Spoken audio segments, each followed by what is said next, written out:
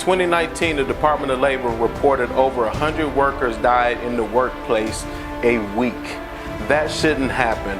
We got to turn that around. In 2021, we can't let that happen. In this video, I share a few tips, some action items that you can take right now to protect your team. Let's make this happen. Let's turn it around. Less workers should die in the job this year. Hello, Safety Sam here, owner of YDE, safety and DOT consulting firm that helps protect your people, property, and profits. I want to talk a little bit about what you can do in 2021 to protect your team, your workers, your business. In 2019, U.S. Department of Labor reports that 100 workers died each week in the United States on the job site. So as you're looking at your business plan for this year, your strategies and what you're going to do to improve your profits, if safety is one of those things that you include, whether that's increasing safety that you currently have or adding safety that you haven't had in the past.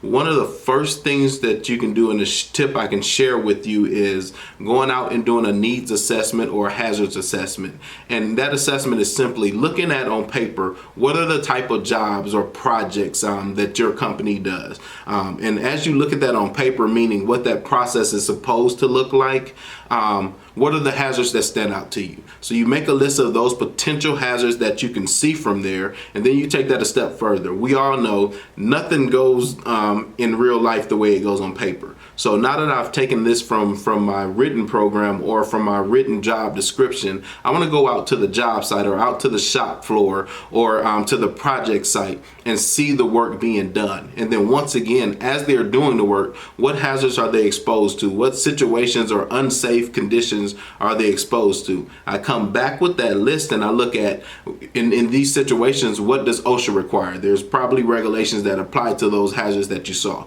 So I want to start making sure first that I'm meeting those requirements in that regulation. Then a step further, you have insurance. What does your insurance company require in those particular situations? Making sure I include what the insurance company wants, and then taking your experience from being in the field or your experience from running the company. What are the best practices that I know either other companies are using, things that I've used in the past that works, and then I take all that and I put it into a written program for that particular area. So to keep this simple and on track, we'll just say we're looking at something for fall protection.